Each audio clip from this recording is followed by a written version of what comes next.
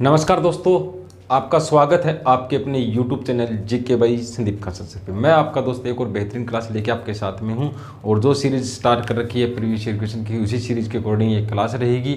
और क्लास आपको अच्छी लगे तो कमेंट करके जरूर बता देना, और चैनल को जो बच्चे नए हैं वो चैनल को सब्सक्राइब कर लेना और लाइक जरूर करना, अपने दोस्तों को शेयर करना और कॉमेंट करके अपनी राय जरूर देना भी आपको क्लास कैसी लगी। तो आज बेहतरीन क्वेश्चन करने वाले प्रीवियस ईयर पेपर में जो क्वेश्चन आए हैं उन्हीं से रिलेटेड और फैक्ट पढ़ेंगे। जैसे एक क्वेश्चन आया है उनसे और कितने फैक्ट बनते हैं वो पढ़ेंगे हम।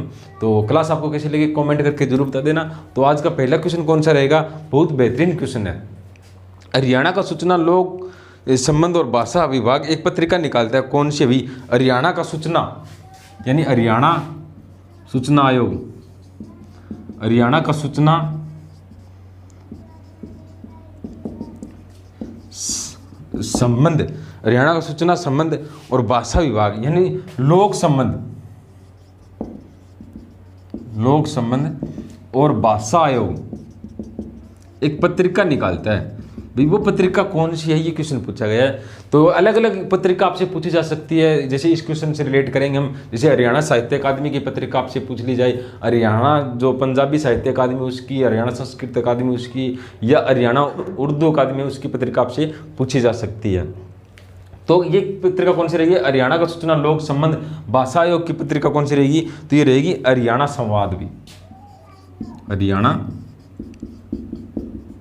संवाद पत्रिका रहेगी। यानी क्वेश्चन क्या पूछा गया था, हरियाणा का सूचना लोक संबंध भाषा आयोग एक पत्रिका निकालता है, तो वो पत्रिका कौन सी रहेगी? हरियाणा संवाद। अगर आपसे पूछ लिया जाए हरियाणा साहित्य अकादमी कौन सी पत्रिका निकालता है, हरियाणा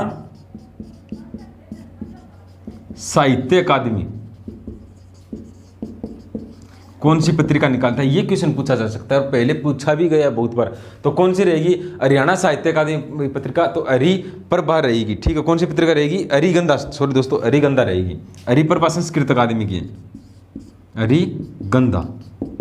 यानी हरियाणा साहित्य अकादमी कौन सी पत्रिका रहेगी? हरिगंधा। अगर आपसे पूछ ले हरियाणा पंजाबी साहित्य अकादमी, पंजाबी साहित्य अकादमी की पत्रिका कौन सी रहेगी? तो इसकी रहेगी शब्द बूंद, शब्द बूंद। इसी तरह आपसे संस्कृत अकादमी की पूछ ली जाए तो इसकी रहेगी हरिप्रभा, हरिप्रभा।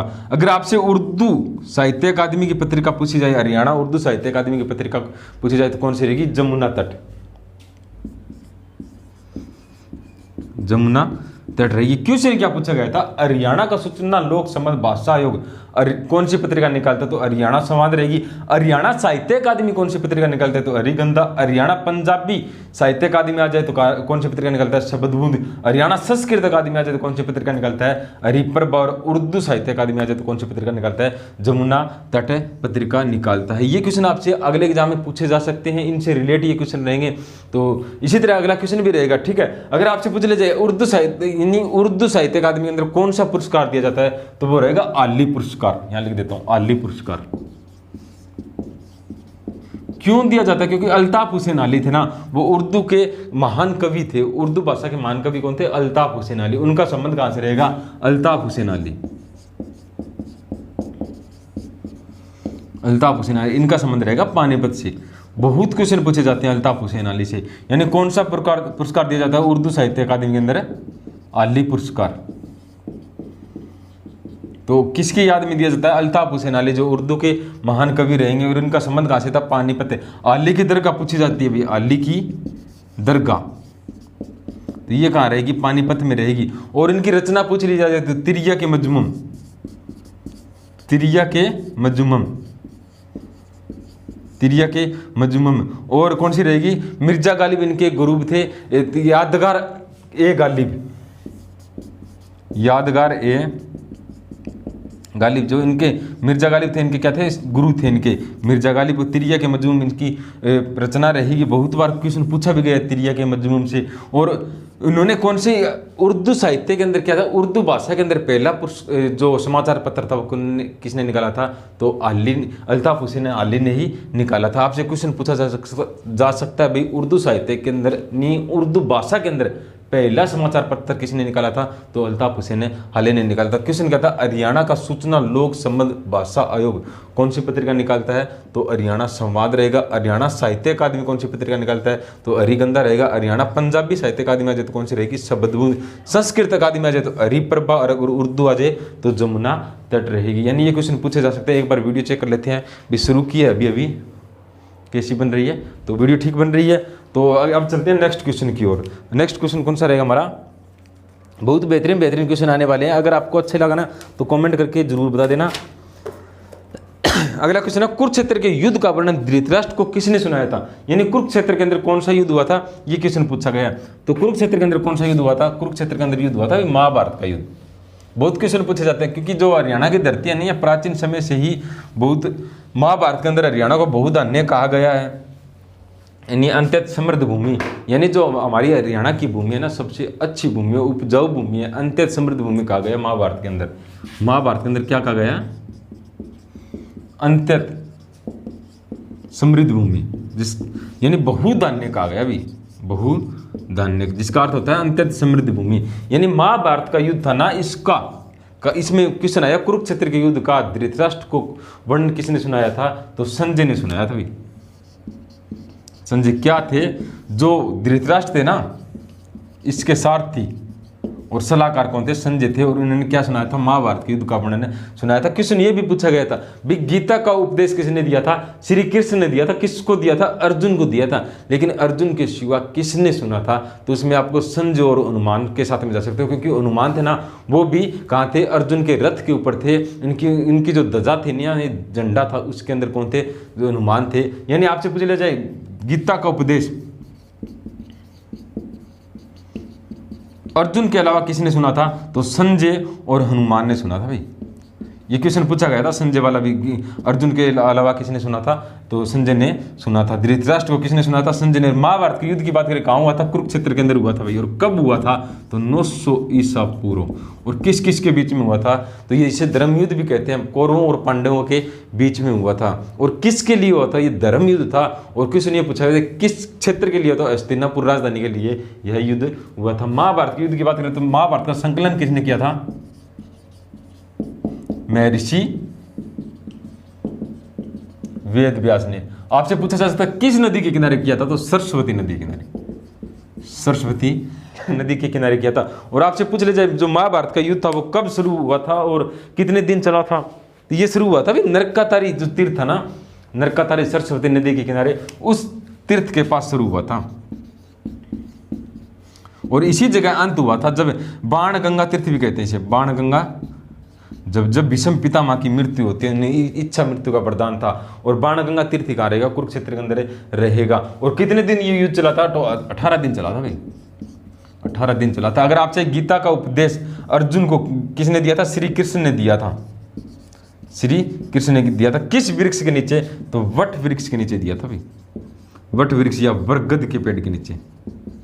अगर आपसे पूछ लिया जाए हरियाणा का राजकीय वृक्ष कौन सा रहेगा? तो वो पीपल रहेगा। आपको कहीं ध्यान रखना, कहीं आप पीपल की जगह बट वृक्ष कर दो, क्योंकि गीता का उपदेश बट वृक्ष के नीचे दिया गया है। लेकिन हरियाणा का राजकीय वृक्ष कौन सा रहेगा? तो वो रहेगा पीपल रहेगा। ठीक है, श्री कृष्ण ने गीता का उपदेश दिया था। अगर आपसे पूछ लिया कितने दिन चला था? 18 दिन चला था। और अभिमन्यु की मृत्यु आ जाए तो किस दिन हुई थी? 13वें दिन हुई थी। किसका पुत्र था? अर्जुन का पुत्र था। कहते हैं चक्रव्यूह क्या हुआ है? चक्रव्यूह अपने ही रचते हैं। ये भी प्राचीन समय में इतिहास था। महाभारत में भी यही था। और रामायण की बात करें तो रामायण में भी यही था। तो यानी चक्रव्यूह अपने ही रचते हैं, तो अपनों से बच के रहो। लास्ट में एक शायरी कहने वाला हूँ, बहुत बेहतरीन शायरी है, वो आप जरूर सुनना। तो अत्यंत समृद्ध भूमि किसी में कहा गया? हरियाणा को। महाभारत में कहा गया। महाभारत में संकलन किसने किया था? महर्षि वेदव्यास ने किया था। कितने दिन युद्ध चला था? 18 दिन चला था। जो महर्षि वेदव्यास ने महाभारत का संकलन सरस्वती नदी के किनारे किया था। और महाभारत का युद्ध नरकातारी तीर्थ से शुरू हुआ था और यहीं अंत हुआ था इसका। और कितने दिन चला था? 18 दिन। गीता का उपदेश श्री कृष्ण ने दिया था। किसको दिया था? अर्जुन को दिया था। और अर्जुन को क्या कहते हैं? कपिध्वज। कपिध्वज किसे कहते हैं? अर्जुन को ही कहते हैं। अगर आपसे पूछ ले धर्मनगरी किसे कहते हैं? तो वो भी कुरुक्षेत्र को धर्मनगरी कहते हैं। श्रीकंठ जनपद भी कुरुक्षेत्र को कहते हैं। सिटी ऑफ पारक्स किसे कहते हैं? कुरुक्षेत्र को ही कहते हैं। अब चलते हैं हमारे नेक्स्ट क्वेश्चन की और नेक्स्ट क्वेश्चन भी बहुत बेहतरीन होने वाला है। महाभारत का अगर जिक्र करें तो लगभग 1 घंटे की क्लास रहेगी, लेकिन इंपॉर्टेंट फैक्ट मैंने आपको बताया है। अब चलेंगे हम नेक्स्ट क्वेश्चन की ओर। हाँ, अगला क्वेश्चन कौन सा है? जिले को श्रीकंठ जनपद कहा जाता है, यही क्वेश्चन पूछा गया, यानी श्रीकंठ जनपद किस जिले को कहा जाता है, ये क्वेश्चन पूछ लिया गया वाला। श्रीकंठ जनपद किस जिले को कहा जाता है?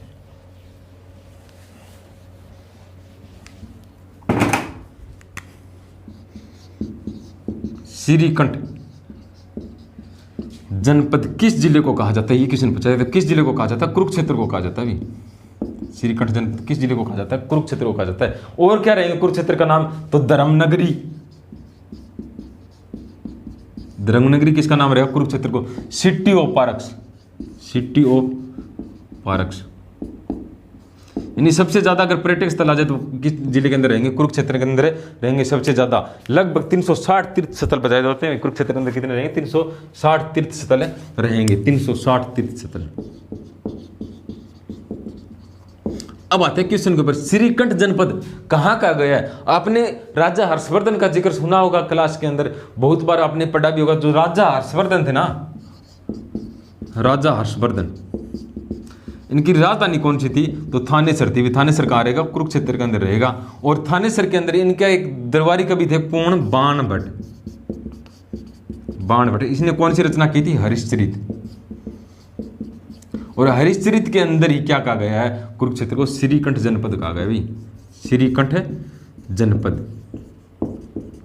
यानी आपसे क्वेश्चन पूछा जा सकता है किस के अंदर श्रीकंठ जनपद कहा गया? तो बाणभट्ट के हरिश्चरित के अंदर क्या कहा गया? श्रीकंठ जनपद कहा गया। और बाणभट्ट की रचना कौन सी थी? तो कादंबरी भी थी, कादंबरी।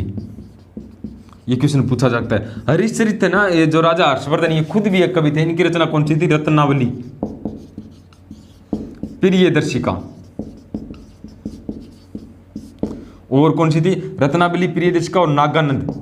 मैंने आपको ट्रिक बताई थी, जो राजा हर्षवर्धन है इनको क्या प्रिय है? तो रत्न प्रिय है। और नाग का रत्न किसको प्रिय है? राजा हर्षवर्धन को प्रिय है। तो ये ट्रिक थी। रत्नावली, प्रियदर्शिका, नागानंद किसकी रचना रहेगी? हर्षवर्धन की रहेगी। और इनके एक दरबार में चिन्नी यात्री आता भी, चिन्नी यात्री अवेन सवांग। इनकी पुस्तक थी सीयू की, सीयू की इनकी पुस्तक थी। ठीक है, सीयू की का जो अगर बात करें राजा हर्षवर्धन के दरबार में कौन आता है? चिन्नी यात्री। सीयू की इनकी पुस्तक रही, जिसके अंदर हरियाणा का इसने वर्णन किया था। अगर सीयू की बात करें ना, तो चनेट्टी का स्तूप कहाँ रहेगा? यमुनानगर में रहेगा भाई, चनेट्टी का स्तूप, चनेट्टी का स्तूप। इसके अंदर क्या है? इसके अंदर रहेगा सीयू की पुस्तक है ना, इसके अंदर चनेट्टी के स्तूप का वर्णन, जो अशोककालीन जो स्तूप है, यानी अशोककालीन अभिलेख है, इसका वर्णन किसके अंदर है? सीयू की पुस्तक के अंदर है। और हर्षवर्धन की दूसरी राजधानी आ जाए तो कौन सी रहेगी? कन्नौज। ये क्वेश्चन पूछा गया। हर्षवर्धन ने दूसरी राजधानी किसे बनाया था? कन्नौज को बनाया था। और हर्षवर्धन को एक चालुक्य वंश का राजा था। कौन? चालुक्य वंश का। इसे हरा देता है युद्ध के अंदर। 634-35 के अंदर युद्ध होता है। और किस नदी के किनारे होता है? नर्मदा नदी के किनारे। क्या नाम था इसका? पुलकेशियन द्वितीय, पुलकेशियन द्वितीय हरा देता है। पुलकेशियन द्वितीय हरा देता है नर्मदा नदी के किनारे, चालुक्य वंश था। इसका जो वर्णन मिलता है वो कहाँ मिलता है? ऐहोल अभिलेख में। ऐहोल अभिलेख के अंदर इसका वर्णन मिलता है। एक बार सारा का सारा रिपीट कर देता हूं। क्वेश्चन क्या पूछा गया था? हरियाणा के किस जिले को श्रीकंठ जनपद कहा गया? ये क्वेश्चन पूछा गया था। हरियाणा के किस जिले को श्रीकंठ जनपद कहा गया? कुरुक्षेत्र को कहा गया। और किस पुस्तक के अंदर इसका वर्णन है? बाणभट्ट की हरिश्चरित के अंदर इसका वर्णन है। जो बाणभट्ट की हरिश्चरित वो किस राजा के ऊपर है? हर्षवर्धन के राजा के ऊपर है। और हर्षवर्धन की राजधानी कौन सी थी? थानेसर, कुरुक्षेत्र के अंदर। और दूसरी राजधानी कौन सी थी? कन्नौज थी भाई। और बात करें चिन्नी यात्री अवेन सवांग, किसके दरबार में आता है? हर्षवर्धन के दरबार में आता है। और इनकी पुस्तक कौन सी थी? सीयू की। चनेट्टी का स्तूप जो यमुनानगर में मिला, इसका वर्णन सीयू की के अंदर रहेगा। राजा हर्षवर्धन खुद एक लेखक थे। इनकी रचना कौन सी रहेगी? रत्नावली, प्रियदर्शिका और नागानंद रहेगी। ठीक है, 634-35 के अंदर चालुक्य वंश का जो राजा था पुलकेशिन द्वितीय किसे हराता है? हर्षवर्धन को आता है। और हर्षवर्धन का इस चीज़ का वर्णन, इस युद्ध का वर्णन कहाँ मिलता है? ए वाला अभिलेख में मिलता है। कुरुक्षेत्र को और क्या कहते हैं? धर्मनगरी कहते हैं। 360 तीर्थ स्थल कहाँ रहेंगे? कुरुक्षेत्र के अंदर रहेंगे। सिटी ऑफ आर्क्स किसे कहते हैं? कुरुक्षेत्र को कहते हैं। यानी ये क्वेश्चन और इनसे रिलेट होते हैं, ये क्वेश्चन इनसे बनते हैं। वैसे कुरुक्षेत्र की बात करें तो लगभग 1 या 1.5 घंटे का टॉपिक रहेगा कुरुक्षेत्र जिले का, क्योंकि इसमें हर्षवर्धन का जो शासनकाल आ जाता है, महाभारती भी इसके अंदर आ जाती है, और जितने तीर्थ स्थल है वो भी यहाँ पे आ जाते हैं। जैसे प्राची तीर्थ रहेगा वो कहाँ रहेगा? कुरुक्षेत्र के अंदर रहेगा। तिरुपति बालाजी का मंदिर कहाँ रहेगा? वो भी कुरुक्षेत्र के अंदर रहेगा। यानी लगभग 1 या 1.5 घंटे की क्लास रहती है। कल्पना चावला ऑडिटोरियम आ जाए तो वो कहाँ रहेगा? कुरुक्षेत्र के अंदर रहेगा। अब चलते हैं नेक्स्ट क्लास के अंदर, नेक्स्ट क्वेश्चन की तरफ, लेकिन उससे पहले थोड़ा सा पानी पी लेते हैं, कहीं खांसी की प्रॉब्लम है, आपको पता है।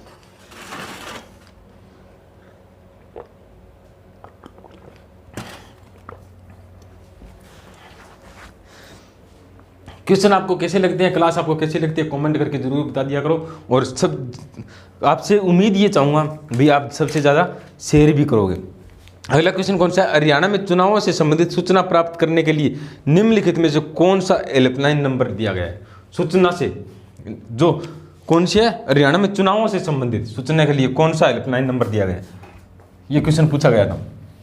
सूचना से संबंधित है हेल्पलाइन के लिए, चुनाव से संबंधित, तो कौन सा है? 1950 रहेगा भाई, चुनाव से संबंधित, चुनाव से संबंधित कौन सा रहेगा?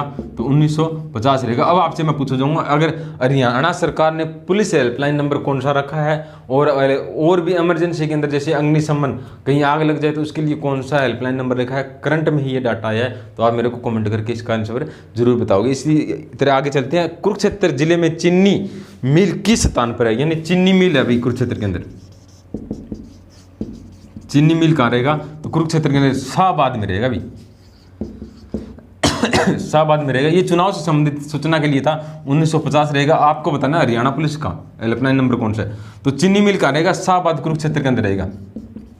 अगर शाहबाद का जिक्र करें तो शाहबाद को क्या कहते हैं? ओक्की की नर्सरी, ओक्की की नर्सरी किसे कहते हैं? शाहबाद को कहते हैं। और शाहबाद से बात करूं तो रानी रामपाल का संबंध कहां से रहेगा? रानी रामपाल का संबंध कहां से रहेगा? शाहबाद से, जो हरियाणा की भारत की क्या रह चुकी है? हॉकी टीम की कप्तान रह चुकी है। कौन? रानी रामपाल। रामपाल ये अपने पिता को सम्मान देने के लिए अपने पिता का नाम अपने साथ में लगाती है, रानी रामपाल। अगर बात करूं संदीप सिंह,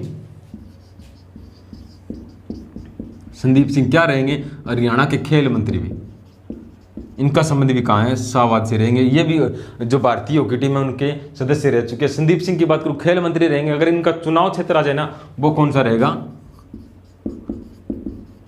चुनाव क्षेत्र, तो वो पेहवा रहेगा भी, पेहवा, जिसका प्राचीन नाम क्या था? पृथ्वीदत्ता। पांडवों ने अपने पूर्वजों को पिंड दान करने के लिए कहाँ गए थे? तो पेहवा गए थे। पांडवों को अपने पिंड, जो पूर्वज थे उनके पिंड दान कहाँ किया था? पेहवा के अंदर किया था। पेहवा से जो अभिलेख मिला है राजा मिहिर भोज का, मिहिर भोज का, उसमें क्या कहा गया? अभी घोड़ों का व्यापारी केंद्र कौन सा था? यानी पुराने समय में घोड़ों का व्यापारी केंद्र, तो कौन सा था? तो पेहवा रहेगा भाई। जो पेहवा कहाँ है? पेहवा जो तीर्थ स्थल है वो कहाँ रहेगा? कुरुक्षेत्र के अंदर रहेगा। और पेहवा किसका चुनाव क्षेत्र है? तो संदीप सिंह का।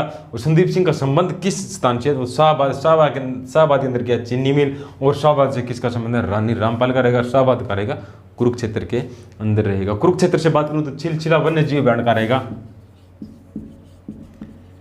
छिलछिला वन्य जीव उद्यान, ये भी कुरुक्षेत्र के अंदर रहेगा। छिलछिला वन्य जीव उद्यान का रहेगा, कुरुक्षेत्र के अंदर रहेगा। अब चलते हैं हमारे नेक्स्ट क्वेश्चन की, और नेक्स्ट क्वेश्चन भी और बेहतरीन होने वाला है। अगला क्वेश्चन है, राष्ट्रीय राजधानी क्षेत्र में कौन सा नगर स्थित नहीं है? यानी राष्ट्रीय राजधानी एनसीआर के अंदर कौन सा क्षेत्र स्थित नहीं है? ये क्वेश्चन पूछा गया। कौन सा जिला नहीं आता, कौन सा शहर नहीं आता, ये क्वेश्चन पूछा गया। शहर देखते हैं कौन से दिए गए हैं। राष्ट्रीय राजधानी क्षेत्र के अंदर कौन सा जिला नहीं आता? गुरुग्राम, बहादुरगढ़, हिसार और सोनीपत।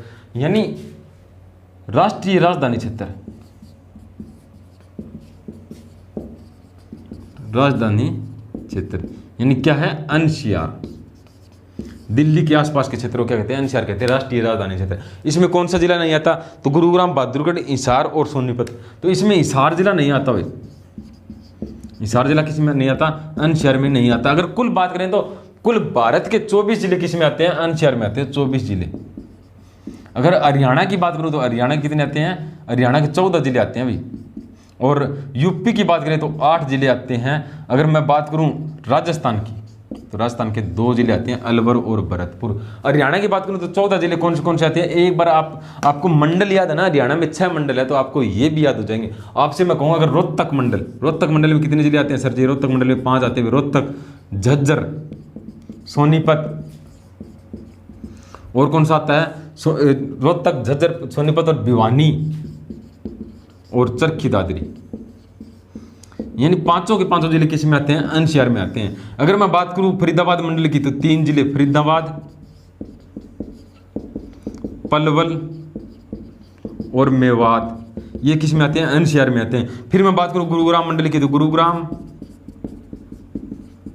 रेवाड़ी और महेंद्रगढ़, ये किस में आते हैं, एनसीआर में आते हैं। कितने हो गए, 11 हो गए। अब बात करूं मैं करनाल मंडल के 2 जिले आते हैं, कौन से आते हैं, करनाल और पानीपत,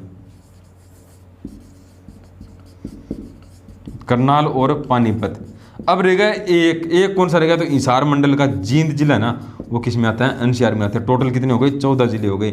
यानी रोहतक, फरीदाबाद और गुरुग्राम मंडल के सभी जिले हैं ना, वो एनसीआर में आते हैं। अगर आपसे पूछ लीजिए करनाल के कितने जिले आते हैं, 2। अगर जींद का, हिसार मंडल का कितना आता है, जींद एकमात्र जिला। तो टोटल जिले एनसीआर में कितने आते हैं, तो टोटल जिले कितने आते हैं एनसीआर में, टोटल जिले आते हैं 14 भी हरियाणा के। अगर टोटल जिले आ जाए कुल देश के तो 24, हरियाणा के आ जाए 14, यूपी के 8 और राजस्थान के कितने आते हैं, 2 जिले एनसीआर में आते हैं। अगला क्वेश्चन कौन सा रहेगा, अकबर का मकबरा कहाँ है, ये क्वेश्चन पूछा गया, अकबर का मकबरा कहाँ है।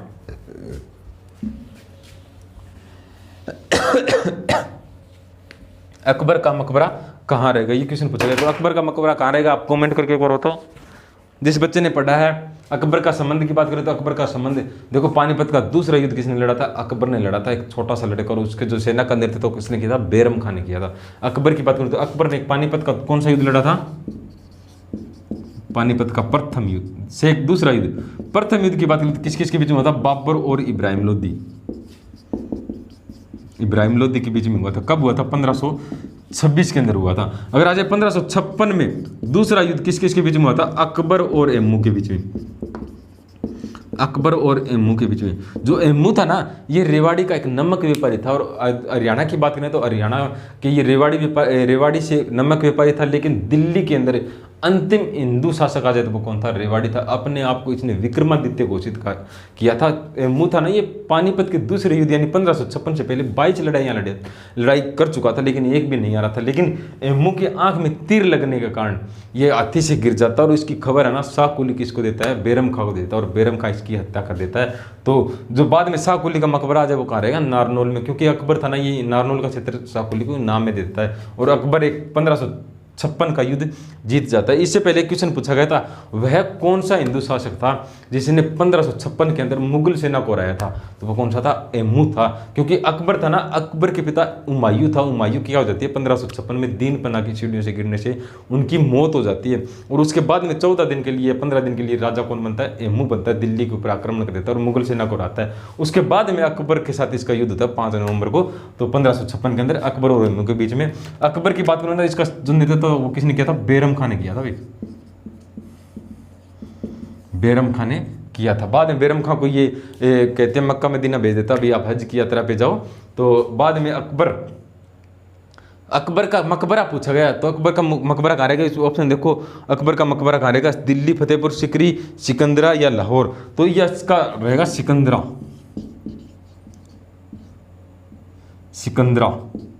सिकंदरा जो आगरा से 30 किलोमीटर दूर है, वहां पे किसका मकबरा रहेगा, तो अकबर का रहेगा। अकबर की बात करूं ना, अकबर ने दास प्रथा का अंत किया था। कब किया था दास प्रथा का अंत, 1562 के अंदर कहते हैं दास प्रथा का अंत किया था भाई। 1562 में क्या किया था, दास प्रथा का अंत। आपसे पूछ लिया 1563 में इसने क्या किया था, तीर्थ कर समाप्त किया था, तीर्थ कर समाप्त किया था। 1564 में इसने क्या किया था, जजिया कर खत्म किया था भाई। जजिया कर कब खत्म किया था, तो 1564 के अंदर जजिया कर खत्म किया था। जजिया कर की बात करें तो मोहम्मद बिन कासिम भारत के अंदर जजिया कर लेके आया था। तो अकबर कब बंद करता है, 1564 के अंदर जजिया कर बंद करता है। और अगर आपसे पूछ ले 1591 के अंदर इसने क्या किया था, सती प्रथा का अंत किया था भाई। सती प्रथा बंद गई थी, सती प्रथा बंद की थी। किसने? 1591 के अंदर अकबर ने। लेकिन अगर आपसे पूछ लिया जाए 1829 के अंदर राजा राम मोहन राय और राजा राम मोहन राय और लॉर्ड विलियम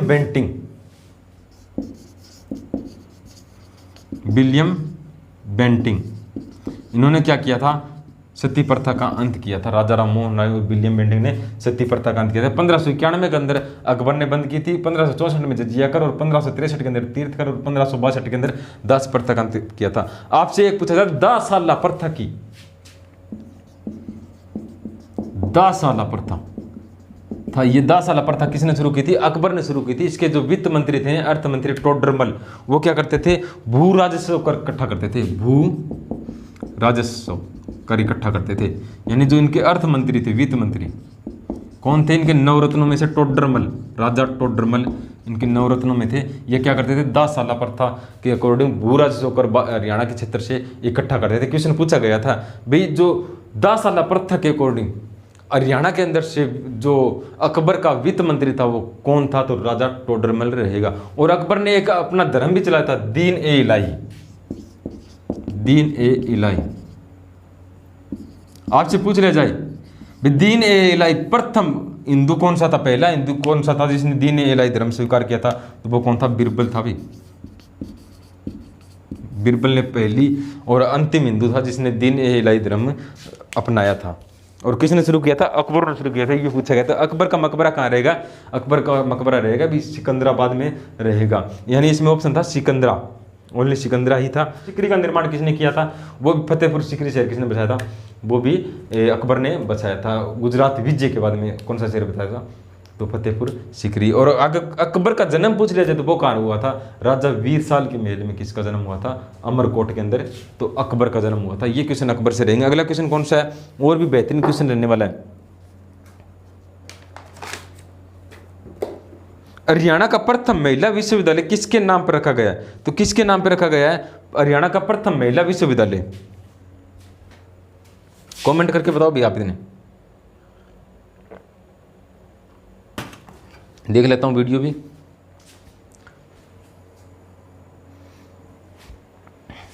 हरियाणा का प्रथम महिला विश्वविद्यालय पूछा गया भी किसके नाम पे रखा गया है? तो भगत फूल सिंह महिला विश्वविद्यालय। कहाँ रहेगा ये? सर जी ये रहेगा सोनीपत के अंदर। भगत फूल सिंह महिला विश्वविद्यालय,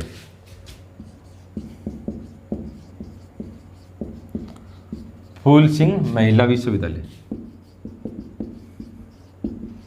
कहाँ रहेगा? खानपुर सोनीपत के अंदर। कानपुर सोनीपत के अंदर कौन सा रहेगा? भगत फूल सिंह महिला विश्वविद्यालय रहेगा। अगर आपसे पूछ लीजिए हरियाणा का प्रथम विश्वविद्यालय, देखो इसमें डाउट वाले क्वेश्चन है। हरियाणा का प्रथम विश्वविद्यालय आज तक हम पढ़ते कौन सा है? कुरुक्षेत्र। लेकिन प्रीवियस ईयर पेपर के अंदर पूछा गया था हरियाणा का प्रथम विश्वविद्यालय, उसमें कुरुक्षेत्र ऑप्शन में नहीं था भाई। कुरुक्षेत्र विश्वविद्यालय जो 1956 में बना था कुरुक्षेत्र के अंदर, तो उस समय हरियाणा किसका अंग था? पंजाब का अंग था भाई। एक एग्जाम के अंदर हरियाणा का प्रथम विश्वविद्यालय किसे माना है? तो चौधरी चरण सिंह विश्वविद्यालय को। ये कहाँ रहेगा? हिसार के अंदर रहेगा। कब बना था? 1970 के अंदर बना था। 1970 के अंदर कौन सा बना था? चौधरी चरण सिंह विश्वविद्यालय। यानी हरियाणा गठन के बाद पहला विश्वविद्यालय कौन सा बना था? चौधरी चरण सिंह विश्वविद्यालय बना था। 1956 के अंदर कौन सा बना था? कुरुक्षेत्र विश्वविद्यालय। उस समय हरियाणा किसका अंग था? पंजाब का। भगत फूल सिंह महिला विश्वविद्यालय कहाँ रहेगा? खानपुर के अंदर रहेगा। आपसे पूछ रहे चौधरी देवीलाल विश्वविद्यालय, तो ये कहाँ रहेगा? चौधरी देवीलाल विश्वविद्यालय ये सिरसा के अंदर रहेगा। और हिसार से पूछ लिया जाए लाला लाजपत राय विश्वविद्यालय, लाला लाजपत राय की कर्म भूमि आ जाए वो कौन सी रहेगी? हिसार ही रहेगी भी। ये भी हिसार के अंदर है। गुरु जम्बेश्वर विश्वविद्यालय हिसार के अंदर रहेगा। ठीक है, यानी इस तरीके से राजीव गांधी एजुकेशन सिटी आ जाए तो वो कहाँ रहेगी? वो रहेगी सोनीपत के अंदर। महर्षि दयानंद विश्वविद्यालय कहाँ रहेगा? कुरुक्षेत्र के अंदर। बी डी शर्मा विश्वविद्यालय कहाँ रहेगा? नहीं, महर्षि दयानंद विश्वविद्यालय कहाँ रहेगा? रोहतक के अंदर। और बी डी शर्मा विश्वविद्यालय कहाँ रहेगा? वो रहेगा रोहतक के अंदर ही रहेगा। यानी इस तरीके से क्वेश्चन आपसे और रिलेट करके पूछे जा सकते हैं। अब चलते हैं नेक्स्ट क्वेश्चन की ओर। नेक्स्ट क्वेश्चन कौन सा रहेगा? हरियाणा के किस शहर में मेट्रो सबसे पहले पहुंची थी? हरियाणा के किस शहर के अंदर सबसे पहले मेट्रो आई थी? वर्तमान में बात करें तो वर्तमान में हरियाणा के 3 शहरों के अंदर क्या आती है? मेट्रो ट्रेन आती है। हरियाणा के किस शहर के अंदर? सबसे पहले मेट्रो आई थी तो किस शहर के अंदर आई थी? गुरुग्राम के अंदर आई थी। कब आई थी? 2010 के अंदर सबसे पहले मेट्रो कहाँ आई थी? गुरुग्राम के अंदर आई थी। उसके बाद ये 3 शहरों में आ चुकी है, फरीदाबाद में भी आ चुकी है और उसके बाद में बहादुरगढ़ कहाँ रहेगा? झज्जर के अंदर रहेगा। यानी 3 शहरों के अंदर क्या आ चुकी है? मेट्रो आ चुकी है। अगर हरियाणा में पहली बार ट्रेन की बात करूँ ना, ट्रेन रेवाड़ी के अंदर आई थी, दिल्ली से रेवाड़ी तक 1873 के अंदर कहाँ आई थी?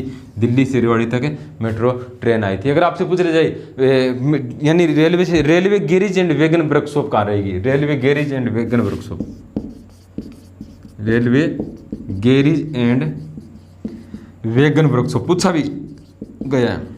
वर्कशॉप कहाँ रहेगी? तो ये रहेगी यमुनानगर के अंदर, यमुनानगर के अंदर, जगाधरी के अंदर रहेगी। और कब बनाई गई थी? 1952 के अंदर बनाई गई थी। और यहाँ पे क्या होता है? उत्तर भारत का शताब्दी एक्सप्रेस में ना जो ट्रेन है वहाँ की जो मरम्मत होती है वो कहाँ होती है? Railway garage and wagon workshop Yamunanagar के अंदर होती है। 1952 के अंदर बनाई गई थी। उत्तर भारत का सबसे बड़ा वर्कशॉप कौन सा रहेगा? रेलवे वर्कशॉप जगाधरी के अंदर 1952 के अंदर बनाया गया था। ठीक है, इस तरीके से रिलेटेड क्वेश्चन रहेंगे। अब चलते हैं हमारे नेक्स्ट क्वेश्चन की और। नेक्स्ट क्वेश्चन भी बहुत बेहतरीन क्वेश्चन होने वाला है।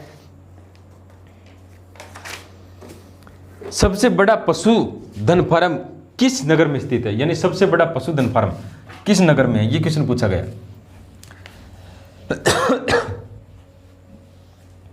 सबसे बड़ा पशुधन फार्म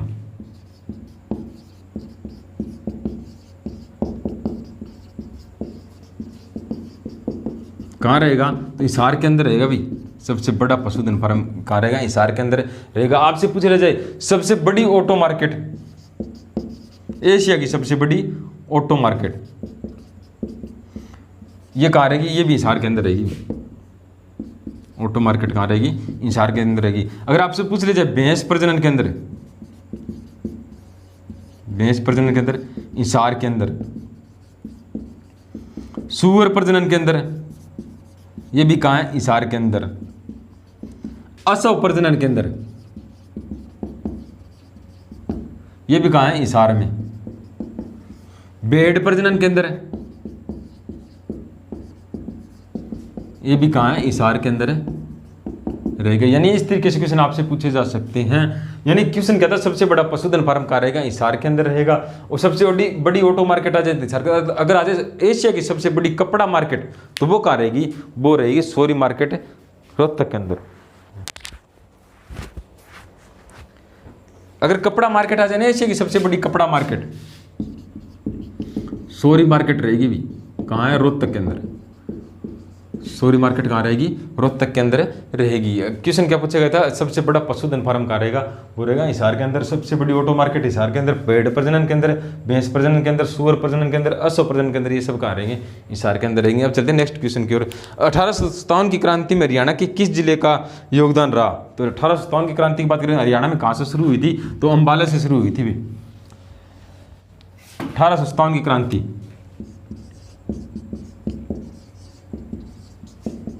कहाँ से शुरू हुई थी? हरियाणा की बात करें तो अंबाला से शुरू हुई थी 10 मई 1857 को। लेकिन कब शुरू होनी थी? 31 मई को शुरू होनी थी। और 10 मई को क्यों शुरू हुई? क्योंकि एक गद्दार होते हैं ना, वो अपने ही होते हैं। ठीक है, एक श्याम सिंह जो एक सैनिक था, उसने अंग्रेजों को पहले ही खबर दे दी भी आपके खिलाफ ऐसा षड्यंत्र रचा जा रहा है। तो 10 मई को 1857 क्रांति हरियाणा में शुरू होती है अंबाला छावनी से। अंबाला छावनी से। अगर आपसे क्वेश्चन पूछा जाए अंबाला छावनी कब बनी, तो 1843 के अंदर क्या बनी थी? अंबाला छावनी बनी थी। पहले ये करनाल में बननी थी, लेकिन बाद में कहाँ बनाई गई थी? अंबाला के अंदर बनाई गई थी। और इसमें सेंट पॉल चर्च यहीं पे रहेगा। जो 1962 का जो भारत पाक युद्ध हुआ था ना, उसके अंदर ये क्षतिग्रस्त हो गया था। 1972 के अंदर भी हुआ था। तो अंबाला छावनी के अंदर 1843 के अंदर बनी थी। और अंबाला छावनी की बात करें तो यहाँ से क्या होती है? 1857 की क्रांति शुरू हुई थी। इसमें ऑप्शन कौन कौन सा है? इसमें देखो, गुरुग्राम, हिसार, रोहतक, उपरोक्त सभी। तो हिसार, गुरुग्राम और रोहतक, गुरुग्राम, रोहतक और हिसार, यानी इन तीनों जिलों ने क्या लिया था? भाग लिया था 1857 की क्रांति में। योगदान रहता है। हिसार की बात करें तो हिसार से नेतृत्व किसने किया था? हिसार से मोहम्मद आजम ने। और कहाँ से किया था? इसने भट्टू से किया था भाई, भट्टू से नेतृत्व किया था। अगर बात करूं रोहतक से, मुसलमान रांगड़ों ने क्या की थी? 1857 की क्रांति की शुरुआत की थी मुसलमान रांगड़ों ने। अगर रेवाड़ी से बात करूं, राव तुल्लाराम और इनके भाई ने 1857 क्रांति में नेतृत्व किया था। नसीबपुर नामक स्थान में इंद्रगढ़ में अंग्रेजों से टकराए थे और बाद में राव तुल्लाराम कहाँ चले गए थे? काबुल चले गए थे और काबुल में इनकी 23 सितंबर को मृत्यु हो जाती है। और 23 सितंबर को क्या हरियाणा अपना शहीदी दिवस मनाता भाई? 23 सितंबर को हरियाणा क्या मनाता है? शहीदी दिवस। किसकी याद में? राव तुल्लाराम की याद में शहीदी दिवस मनाता है। अगर आशी से आपका नेतृत्व तो पूछ लीजिए आशी से किसने किया था? तो लाला हुक्मचंद और मुनीर बेग ने कहाँ से किया था? आशी से। अगर रानिया से पूछ जाए, आज वर्तमान में रानिया कहाँ रहेगा? सिरसा के अंदर रहेगा, रायवीरू ने बसाया था। और वहाँ से अगर पूछ जाए तो रानिया से नूर मोहम्मद ने जो नेतृत्व किया था। पानीपत से इमाम अली कलंदर ने नेतृत्व किया था, ठीक है। मेवात से सदरुद्दीन मेवाती ने नेतृत्व किया था। क्वेश्चन पूछे जा सकते हैं। बल्लभगढ़ से राजा नार सिंह ने नेतृत्व किया था। बल्लभगढ़ का शेर किसे कहा जाता है? राजा नार सिंह को। मैं थोड़ा साफ कर देता हूँ फिर आपको बताता हूँ। यानी रानिया से पूछ लिया जाएगा, रानिया से तो किसने नेतृत्व किया था? नूर मोहम्मद ने। नूर मोहम्मद ने, ठीक है। अगर आपसे पूछा जाए पानीपत से इमाम अली कलंदर कहां से नेतृत्व किया था? पानीपत से किया था। और आपसे पूछा जाता है मेवात से सदरुद्दीन मेवाती। सदरुद्दीन मेवाती ने नेतृत्व किया था। अगर आपसे पूछ लीजिए 1857 क्रांति में हरियाणा की तरफ से पहली बार फांसी किसे दी गई थी? फर्स्ट टाइम तो नूर मोहम्मद को पहली बार फांसी दी गई थी। रानिया से नेतृत्व किया। रानिया से रायवीरू ने बसाया था। और कहाँ रहेगा? सिरसा के अंदर रहेगा। रानिया शेर कहाँ रहेगा? सिरसा के अंदर रहेगा। अब चलते हैं हमारे नेक्स्ट क्वेश्चन की ओर। नेक्स्ट क्वेश्चन भी बहुत बेहतरीन क्वेश्चन होने वाला है। क्लास आपको अच्छी लगे ना तो कमेंट करके मेरे दोस्तों जरूर बता दिया करो भी आपको क्लास अच्छी लग रही है। बहादुरगढ़ नगर हरियाणा के किस जिले के अंतर्गत आता है? बहादुरगढ़ पूछा गया। राजा नार सिंह कहां के नवाब थे? तो बल्लभगढ़ के। अब पूछा गया बहादुरगढ़ के बारे में।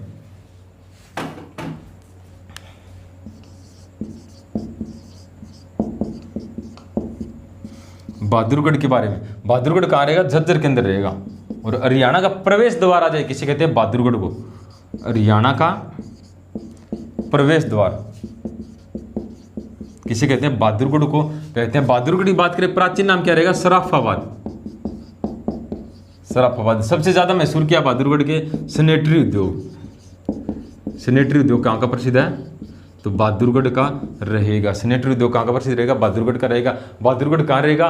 तो वो रहेगा झज्जर के अंदर। बहादुरगढ़ एक तीसरा शहर है जहां पे क्या ये मेट्रो आई है। तो पहले मैं इसका जिक्र कर चुका हूँ। हरियाणा का प्रवेश द्वार किसे कहते हैं? बहादुरगढ़ को कहते हैं। जब दिल्ली की तरफ आते हैं ना पहली बार कौन सा शहर आएगा? बहादुरगढ़ आएगा, ठीक है। बहादुरगढ़ अन्य शहर में भी आता है, झज्जर भी अन्य शहर में आता है, ये ध्यान रख लेना। अगर आपसे फिर मैं बात करूं झज्जर की तो शहीदों का शहर है।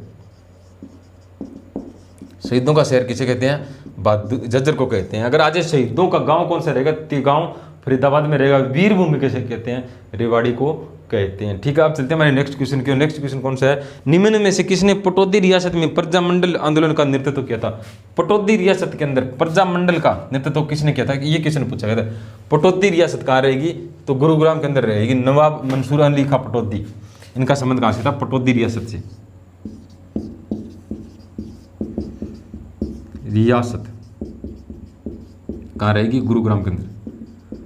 नवाब मंसूर अली खां पटौदी जो भारतीय टीम के कप्तान रह चुके हैं, उनका संबंध कहाँ से है? गुरुग्राम से रहेगा, पटौदी रियासत से। अगर आज सैफ अली खान का संबंध भी कहाँ से है?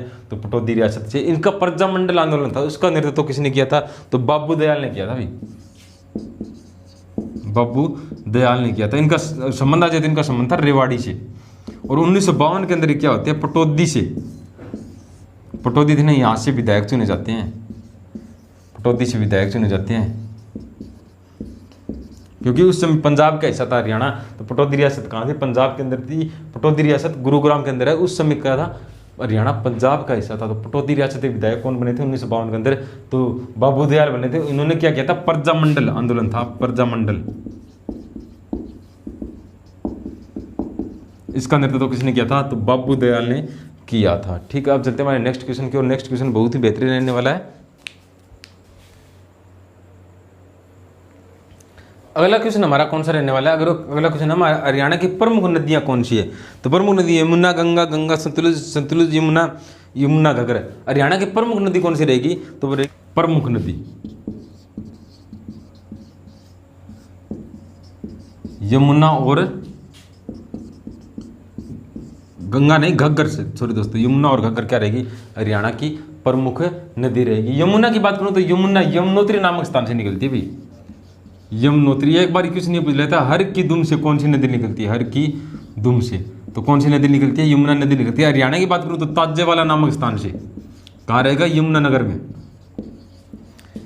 यमुनानगर में प्रवेश करती है। और यमुनानगर से कहाँ आएगी, करनाल के अंदर, और करनाल से पानीपत में,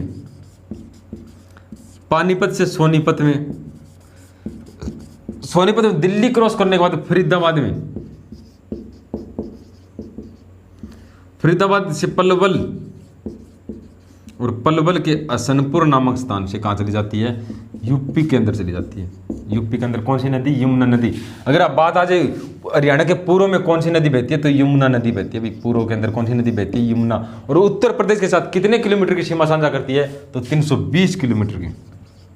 कौन सी नदी साझा करती है, तो यमुना नदी साझा करती है। यानी हर की दुम से, ये अगर आपसे पूछ ले जाए यम की पुत्री, यम की बहन और सूर्यपुत्री कौन सी नदी रहेगी, तो वो यमुना नदी रहेगी। 320 किलोमीटर की सीमा किसके साथ साझा करती है, यमुना नदी के साथ, यूपी के साथ सीमा साझा करती है। कौन सी नदी, यमुना नदी साझा करती है। फरीदाबाद शहर में यमुना नदी आती है। आपसे कुछ नहीं पूछा जाता किस जिले के अंदर यमुना नदी नहीं बहती, तो आपको याद रखना पड़ेगा, करनाल, यमुनानगर, करनाल, पानीपत, सोनीपत, फरीदाबाद, पलवल, इन जिलों के अंदर यमुना नदी बहती है। इनसे अलावा कोई ऑप्शन आए तो वो आपका सही रहेगा। अगर घग्गर नदी की बात करूँ ना, तो घग्गर नदी, थोड़ा साफ कर देता हूँ, यमुना नदी, ताजेवाला बांध आ जाए वो किस नदी के ऊपर रहेगा, यमुना नदी के ऊपर रहेगा। ठीक है, जिसे ताजेवाला बांध या अथनीकुंड बैराज आ जाए वो किस नदी पे, यमुना नदी के ऊपर रहेगा। अथनीकुंड बैराज को क्या कहा जाता है, अथनीकुंड बैराज को कहा जाता है मछुआरों का स्वर्ग। घग्गर नदी की बात करूँ तो डागसाई नामक स्थान से, हिमाचल प्रदेश में कौन सी नदी निकलती है, घग्गर नदी निकलती है। हरियाणा में बात करूँ तो पंचकुला में प्रवेश करती है अभी। पंचकुला से किस जिले में आती है, अंबाला में।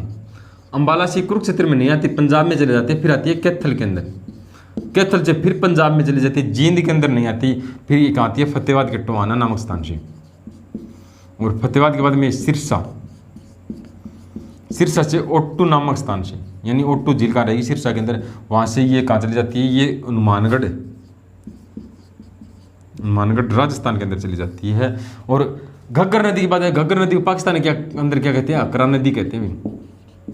पाकिस्तान के अंदर क्या कहते हैं, अकरा नदी। अगर घग्गर नदी के ऊपर बांध ही पूछ लिया जाए तो कौशल्या बांध, दगराना बांध, दीवानवाला बांध और ओट्टू बांध, ये कहाँ रहेंगे, घग्गर नदी के ऊपर रहेंगे। ठीक है, इस तरीके से आपसे क्वेश्चन पूछे जा सकते हैं। अगला क्वेश्चन हमारा एक क्वेश्चन और रहेगा, वो कौन सा क्वेश्चन रहेगा वो देखते हैं। निम्न में से किस स्थान, निम्न में से कौन सा जिला हरियाणा का, यानी कौन सा जिला है जो भू अवेष्टित है, जिलों से भू अवेष्टित, यानी जिलों से घिरा हुआ है। यानी इसकी क्वेश्चन क्या पूछा गया, लैंग्वेज समझना भाई। क्वेश्चन डायरेक्ट ये पूछा गया भाई ऐसा कौन सा जिला है जिसकी सीमा किसी अन्य राज्य या केंद्र शासित प्रदेश के साथ नहीं लगती, तो वो रहेगा रोहतक। ऑप्शन में रोहतक ही है।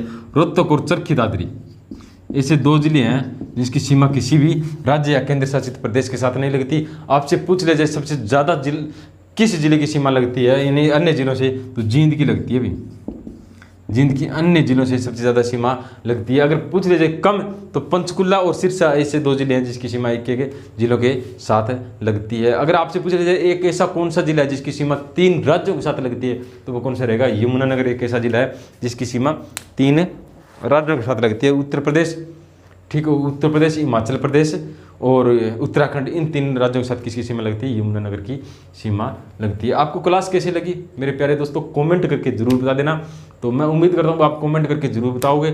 और सबसे ज़्यादा मैंने वो शायरी की बात की थी ना, वो शायरी मैं अलग भी रिकॉर्ड करूँगा, एक वीडियो, बहुत मोटिवेशनल शायरी है। और आपको भी कुछ लाइनें उसकी बता देता हूँ भी कौन सी शायरी रहेगी।